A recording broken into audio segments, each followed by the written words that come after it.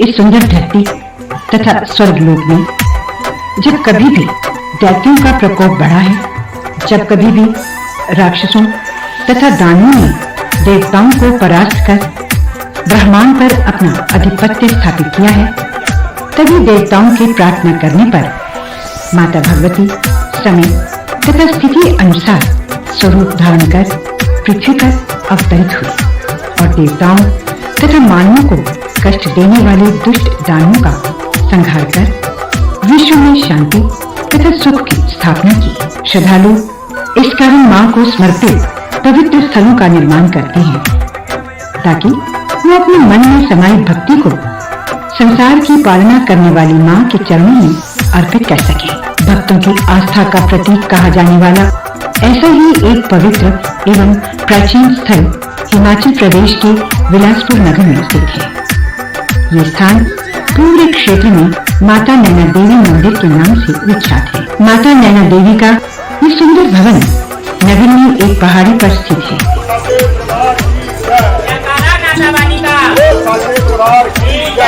सभी की आंखों में मां के प्रति श्रद्धा और मन में विश्वास भरा रहता है। मंदिर का निर्माण भवन निर्माण कला की नवीन शैली से प्रभावित है। मंदिर के गर्भगृह को भी सुंदर एवं कलात्मक रूप से सुसज्जित किया गया है।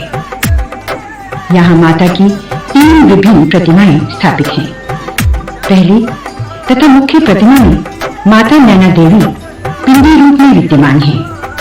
इस प्रतिमा पर माता के 2 नैनों को अंकित किया गया है। यही माता नैना देवी के प्रतीक मानी जाती है। इसी प्रकार माता की इस प्रतिमा के दाहिनी ओर भी माता 2 नैनों के स्वरूप में ही विद्यमान है। उन्हें भी स्वर्ण पत्रों से सुसज्जित किया गया है। ऐसा माना जाता है कि माता के नैनों की इस प्रतिमा की स्थापना द्वापर युग में पांडवों द्वारा की गई थी। कहा जाता है कि अपने वनवास काल में उन्होंने यहाँ माता नैना देवी के मंदिर में पूजा की और फिर भेंट स्वरूप इस प्रतिमा की स्थापना करवाई। एक पौराणिक कथा के अनुसार जब सती ने अपने पिता दक्ष द्वारा अपने पति शिव का अपमान किए जाने पर माता सती ने वही हवन कुंड में आत्मदाह कर लिया, तो माता सती के आत्मदाह का समाचार प्राप्त होते ही भगवान शिव क्रोध में आ गए और उन्होंने रौद्र रूप धारण कर लिया। इसके उपरांत उन्होंने जब माता के मृत शरीर को उठाकर तांडव नृत्य आरंभ किया तो समस्त देवी देवता विनाश की आशंका से भयभीत हो गए। उन्होंने भगवान विष्णु से प्रार्थना की कि वो किसी प्रकार भगवान शिव के क्रोध को शांत करें, अन्यथा सर्वनाश हो जाएगा। तब भगवान विष्णु ने सुदर्शन चक्र से सती देवी के मृत शरीर के 51 टुकड़े कर दिए। ये 51 टुकड़े धरती पर विभिन्न स्थलों पर गिरे और वही स्थल शक्तिपीठ कहलाते हैं।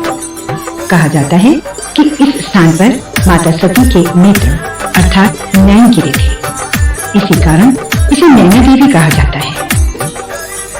कालांतर में यहाँ मंदिर की स्थापना हुई। इस प्रकार एक अन्य जनश्रुति के अनुसार इस क्षेत्र में नैन नाम का एक गुज्जर युवक अपने पशु चराने प्रतिदिन आया करता था।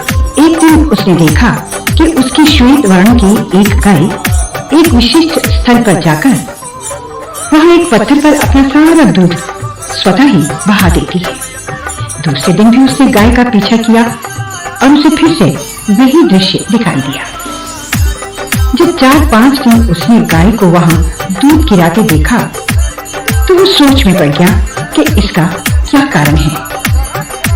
उसी रात उसे स्वप्न में माता ने दर्शन देकर बताया कि वो पत्थर नहीं, वास्तव में माता ही पिंडी रूप में वहाँ विद्यमान है।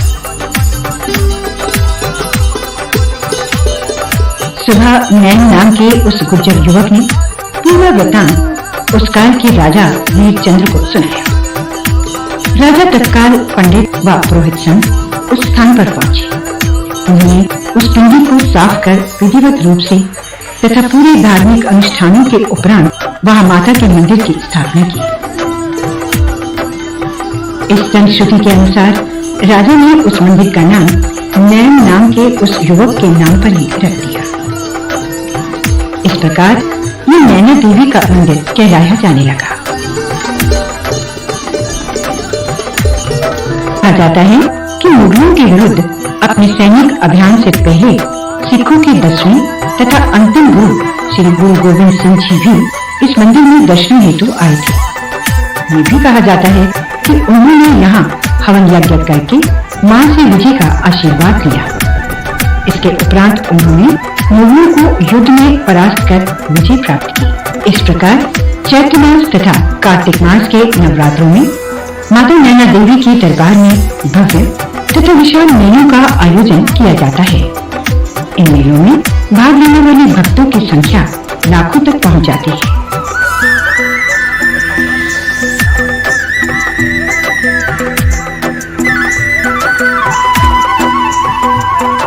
मंदिर के परिसर में 2 प्राचीन पीपल के वृक्ष विद्यमान हैं।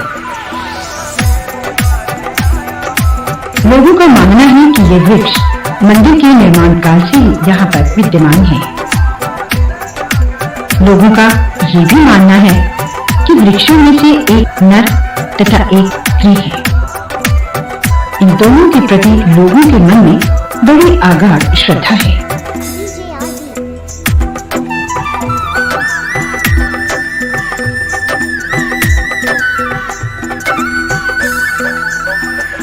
लोग इन दोनों की भी बड़े भक्ति भाव से पूजा अर्चना करते हैं।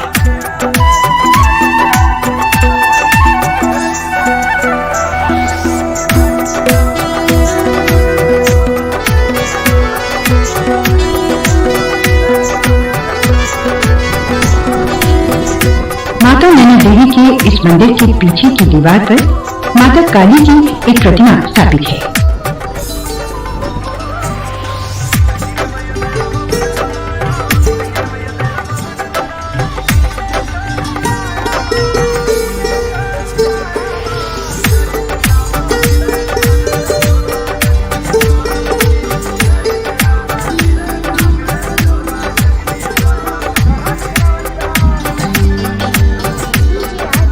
मुख्य मंदिर के दाईं ओर एक हवन कुंड भी स्थापित किया गया है।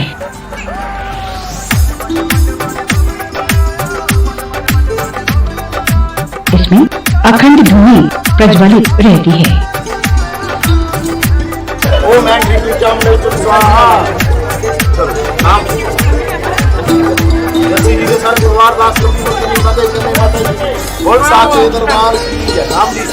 यहाँ स्थानीय तथा बाहरी राज्यों से आए लोग ग्रहों की शांति के लिए पूजा करवाते हैं।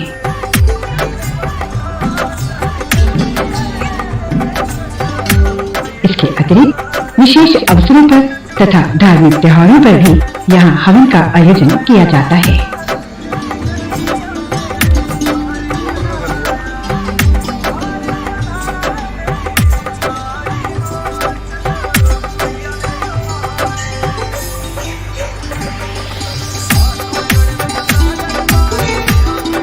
मंदिर के परिसर में ही एक और मंदिर स्थापित है।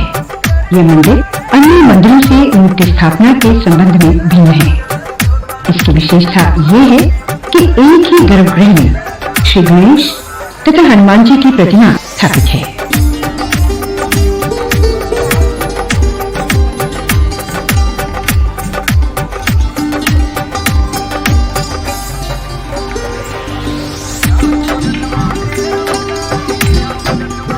इसी प्रकार मंदिर परिसर के बाईं ओर विद्यमान प्राचीन पीपल वृक्ष के नीचे लक्ष्मी नारायण का मंदिर भी स्थापित किया गया है।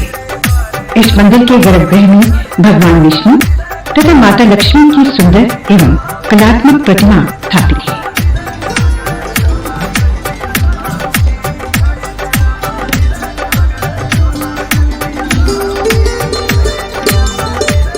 मंदिर के परिसर में एक प्राचीन त्रिशूल स्थापित है। इस त्रिशूल के प्रति लोगों के मन में बड़ी ही अटूट श्रद्धा है। इससे संबंधित एक बड़ी ही विचित्र कथा पूरे क्षेत्र में प्रचलित है। लोगों का कहना है कभी कभी धूप खिले दिनों अचानक ही बादल छा जाते हैं और अंधेरा हो जाता है। ऐसे में माता ज्वाला इस त्रिशूल के ऊपर साक्षात रूप में प्रकट हो भक्तों को दर्शन देती है। लोगों का ये भी कहना है कि उस समय वहां उपस्थित भक्तों के हाथों में जब फूल होते हैं उन पर भी कभी कभी ज्वाला माता प्रकट होकर भक्तों को दर्शन देती है। कहा जाता है कि ऐसी अलौकिक और विचित्र स्थिति यदा कदाचित तथा अकस्मात ही उत्पन्न होती है।